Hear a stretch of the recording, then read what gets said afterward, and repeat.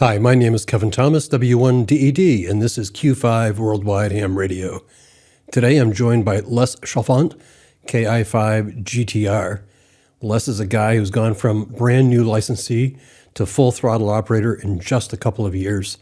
He's activated every single Parks on the Air location in Arkansas, chased certificates, built out his portable setups, and even picked up CW through CW Ops. And when he's not outdoors with an IC705 and a Chameleon whip, he's at home racking up contest scores, like his #1 USA rookie overlay finish in the 2024 CQ Worldwide phone contest. Les is part of a growing wave of operators who see no line between casual radio and competitive radio. I'm especially interested in that crossover. Before we get started, a quick thank you to DX Engineering for supporting Q5 Worldwide Ham Radio.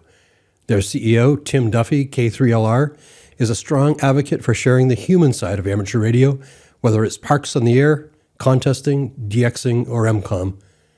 DX Engineering helps make these conversations possible. Les, thanks for being here. Hey, thanks for having me, Kevin. Well, I appreciate you taking the time, Les, and I should tell the audience that you and I first met in Turks and Caicos, where I was down there doing a contest, and I did a couple POTA activations, and you were down there with the Russell family doing several POTA activations. Let's start there. How did that go? Yeah, that went really well. Thank you to John and his family. Very nice people and became really good friends. That started out, I emailed them when they activated over there, and I was curious, so how do you get your radios over there? Because I was going to do a Cayman Island, and he said, well, why don't you come here? So that's how that started. That was fantastic, man, and being on an island, and as you well know, being on the island where I met you, you pick up lots of stations there, and from all sides, and the pileups are huge, which makes it fun. You know, Les, one of the things that impresses me about you, you haven't been in ham radio that long, and here you are doing portable ops down in Turks and Caicos. You spoke at the Dayton Hamvention. You've got that rookie award in the CQ Worldwide phone contest. Let's go back to the beginning. When did you get licensed and why, and how did you ramp this up so quickly? Yeah, you know, I got licensed in 2022, March 2022, and I really didn't come from a family that was in any radio. My father was in the military. He'd done some HF through the military, but not any hobby-wise. So my current boss, he was into GMRS, and I said, it looked cool. It was in the nice little ammo can that you take out and portable, and I said, oh, I want one of them. Well, I applied, got the GMRS license, and I realized I just can't talk very far. I wanted to talk to my wife from my work, but I just couldn't make it unless you hit a repeater. And I said, well, I want something better. And then I started looking more. He goes, you might need to get into the HF. You need to go take your technician license. So that's where it started. And then when I got my technician license in 2022, I said, ooh, I want a little more slice of the pie. I need to get the general. So I did that, and that's where it started taking off into POTA. And I haven't looked back. It's almost like a daily a dose of radio I have to have every day, it seems like now. Well, I think you know my story. When I got relicensed, Parks on the Air was the first thing, and it was just an easy way to get on the air, and it was fun. It was fun to be outside. What was it for you? How did you first learn about Parks on the Air and then become an activator? Yeah, that's a good question. A couple of the club members that I joined when I got licensed here in my home town of Cabot, Arkansas, we were doing some work somewhere, and they said, have you done Parks on the Air? And I didn't even know what it was, Kevin. And I said, yeah, I'll go with you guys. And they're setting up these antennas, and kind of gave me the gist of here's what you need to do to activate and so forth. So I was nervous. It was the mic fright. I got 10 contacts, and then we kind of packed it up, and that was it. That was the dose that it started it all there. That's all it took. That's all it took. And then you ended up activating every single park in Arkansas. Correct. So by, I would say, maybe May, I started really heavily getting into the parks around here and activated the same parks a few times. And I said, man, I want to do every park in Arkansas. And at that time, it was 244, working full time. Sometimes I would use some vacation, take a Friday off. because to get to either side of the state, north, south, east, west, is a 2.5, 3 hour drive, depending where you're going in the terrain. So I would actually go on roves and say, okay, if I'm driving this far, I would map it out on the POTA map as what is along the way. So I would pick up 30 parks and then make it back home before Monday, go to work. Next weekend, if nothing was planned, told my wife, here's what I'm going to do. Very supportive wife. And rolled on and did some more. And as I got that completed, of course, more entities get added. And they weren't added where I live. They were always added at every corner of the state. So I would have to plan a trip and did all that. But I'm currently all caught up. I think it's 286 now that I've done all of Arkansas. Yeah. That's really impressive. And once again, I can relate. I hit all the parks I could get to in an afternoon and be back home again. And then I realized, okay, now I need to spend 3-4 days and actually then be really super organized about hitting each one of those parks. Now, one of the things that I learned, Les, was having your equipment set up down to a science really helped. So I suspect you did the same thing. What were you using for equipment, or what do you use now? And how quick was that setup and breakdown? Yeah, when I was doing a lot of it, I did most of my parks on the air in Arkansas and around. I used the Chameleon Impost, which is a 5-to-1 transformer with the 17-foot whip. And yeah, I had it down to a science. I had everything laid out where I wanted to, put up my whip, put the transformer on the spike in the ground, rolled out my counterpoise, run my coax out to the wherever I was going to be setting up, depending on weather, made my contacts. Sometimes they were short, because when you want to rove and you're on limited time, you had to get your contacts and move along. So I mostly did it all on the Chameleon 17-foot whip, sometimes a ham stick on the truck, depending on where I was at. And what were you using for radio? I had the IC 7300s, what I took with a portable 30 amp hour battery case. And that's mostly all I would take with me is just that, get it online. My first activation, I found out really quick, I was paper logging. Not the first one, excuse me. My first one, I got serious. I ended up with 200 contacts. That's a lot of contacts to transcribe back over from paper and change all your UTC days to the correct times so they would fall right. And I quickly picked up and started using hammers, and then now I use the Ham 2K I really like. And were you using that Heil headset that you have on your head right now? Sometimes I would, but most of the time I use just the hand mic there, depending on if it was noisy out. But yeah, I like my Heils here. So obviously you got a kick out of going to a park and setting up and making those contacts. But one of the things I hear consistently from POTA activators is the community. The fact that when you get on the air, you start hearing those same call signs over and over again. Tell me about that. Yeah, that's one of the best parts of it, is actually building a relationship with all these people you hear. And until Dayton and Huntsville, you picture what they look like, but you really don't know. And you start to know people personally just by things. Sometimes you'll start to have a short QSO in some of these activations, but that's what I like too, is the socializing as well.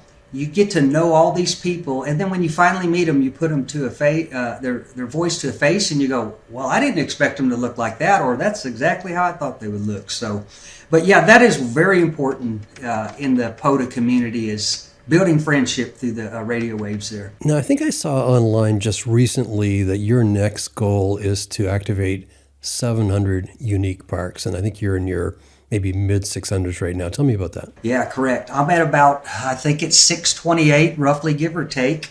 And my goal for the end of the year is to reach 700 unique parks. And I'm going to make it happen. It's just when. I'm going to Virginia here, leaving tomorrow, so hopefully I'll pick up 30 more. Like I said earlier, it's tough to get out. I have to travel at least 4 or 5 hours to get to anything unique, because I've worked all the surrounding parks around the state I'm in of Arkansas. So I got to end up going to Nashville to get a 5-hour trip to get a park that way or that. So I got to plan it methodically now to really utilize my time. And when you talk about planning, you're clearly mapping out where the park is, but are you spending some time determining where the park boundaries are and where the entry point is? Absolutely. I really study that, because Some of these parks, even though the dot is labeled on the POTA map sometimes, does not mean that's exactly where you have to go. Like a wildlife management area, they might stretch hundreds of miles to where if you're at a state park, it might fall within that WMA or national forest, so you could pick up a twofer there real quick and save you a lot of time there. So I do a lot of planning as which route I'm going to go so I can have that prepared because I learned the hard way going through the Ozark Mountains here.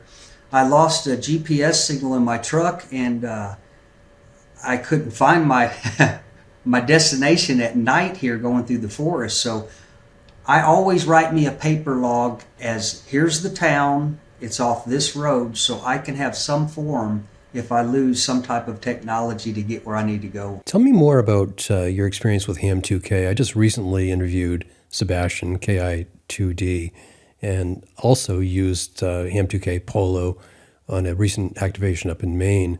What's your experience been like? I've really enjoyed the Ham2K. I met Sebastian there as well. I didn't get to shake his hand because he had ribs in him and he was eating ribs. So he told me I'd shake your hand, but he had rib sauce on him.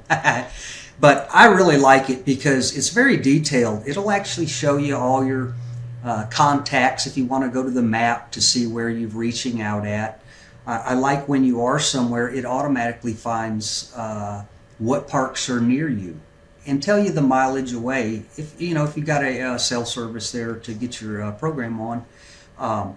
Very easy, user-friendly too. The self-spotting I love. Also, if there's a park there that's got several operators, it will automatically put all them in and load the frequency. So it's a lot of, he did a great job with that, of making it very user-friendly and very smooth there. So I really like it. So Les, obviously if you're activating so many parks, and you sort of referred to this earlier, sometimes you're going into a park and just getting your 10 and you're moving on, correct?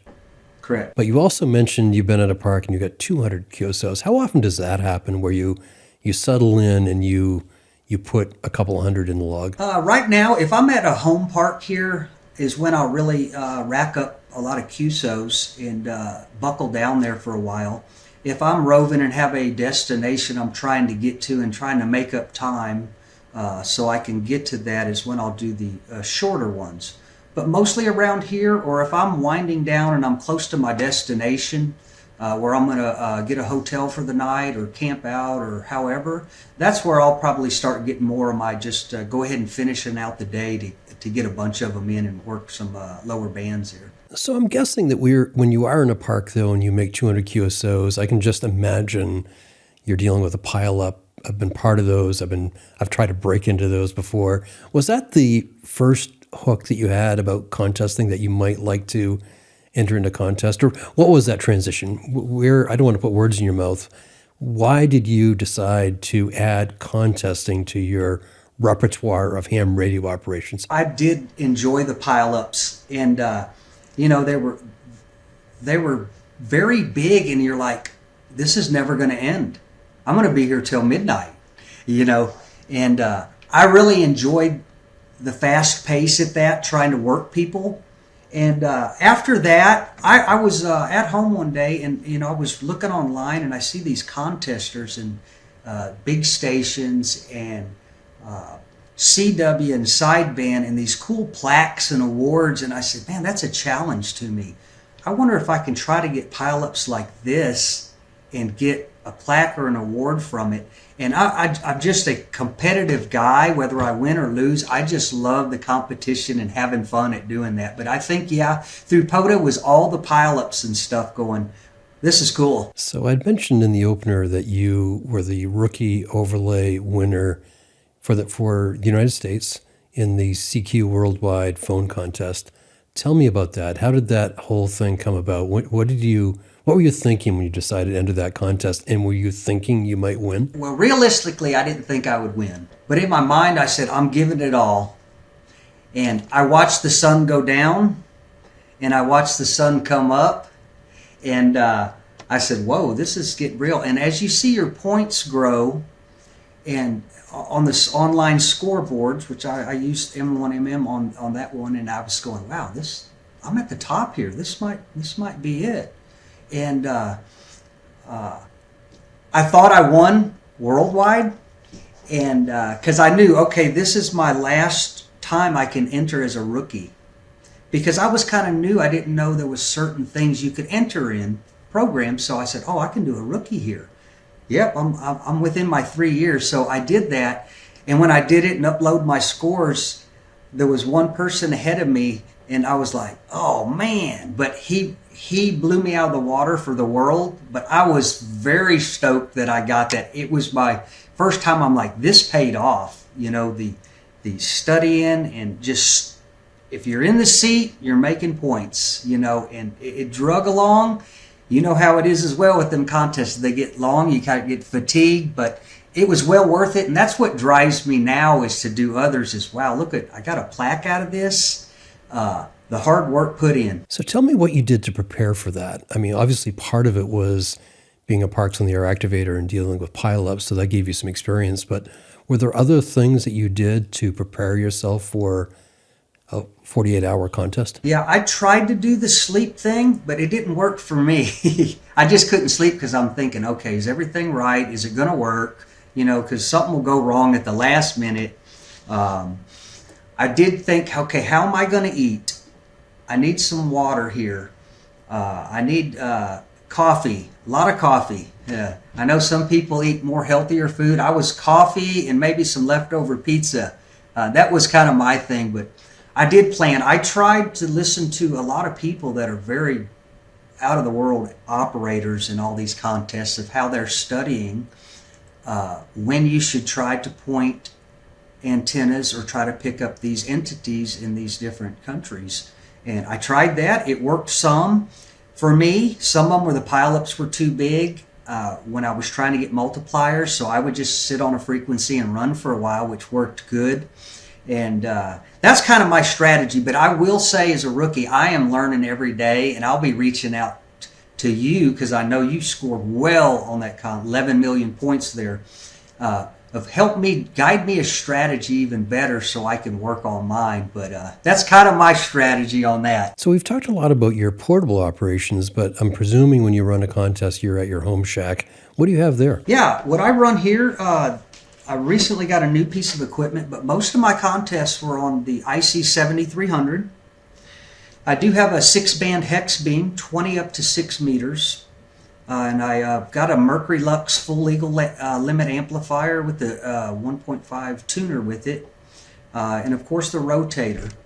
And my lower end antenna is an 80 meter loop up about 40 feet high, which there is definitely room for improvement, but that's kind of what I've been working all these contests on, is mostly my hex beam up about 55 feet on the tower and the 80 meter loop there. You know, Les, there's a lot of conversation constantly about ham radio and the future of ham radio and how we grow the hobby. And I look at you, you've been in the hobby now for 3 years. You seem to be the target market. You're the kind of person that ham radio needs to attract. How do we go about attracting more Les Chalfants to ham radio? You know, I think getting out there, what we did this weekend is we did a museum Ships on the Air, where people can come through and see the radio, and just introducing these people to show them what it's all about. Field day, we invite people out our club to come look and listen, to get them interested in it, come to our club meetings. I'm working on now, when I get back, we're actually getting a lot of people together, putting on social media to get out and come to a big grill out POTA event. So we can get people there, get people familiar, bring the families, let's grill some burgers and dogs, just to try to bring the state of Arkansas together with a bunch of activators and that. But I really reach out too. I've tried with my kids, and they kind of went a different direction. That I'm like, tell your friends. I'm trying to get my girlfriend's boyfriend on, and he might be aboard. So it's just getting the voice out there and showing them, because you can tell them all that, but until they see it and hear it, I think is where they're really going to really show interest in it there. Les, before we wrap up, and I know we need to wrap up soon because you're going to get up at 3 a.m. and start your trip, I want to talk about Dayton and the Dayton Hamvention. You were kind enough to say yes to me to get on the stage and address a bunch of POTA people at the POTA Forum on Saturday morning. Tell me about your Dayton experience and what you experienced there at that forum. That was my first time to Dayton, and it was an absolute blast.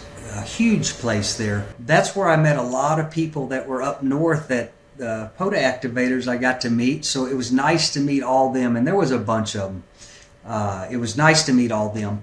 And all the vendors as well, the Begalis, the Flex Radios, the ICOM, all of them. And it was my pleasure also. I appreciate you asking me and to be one of the Parks on the Air people to get up there and talk about that.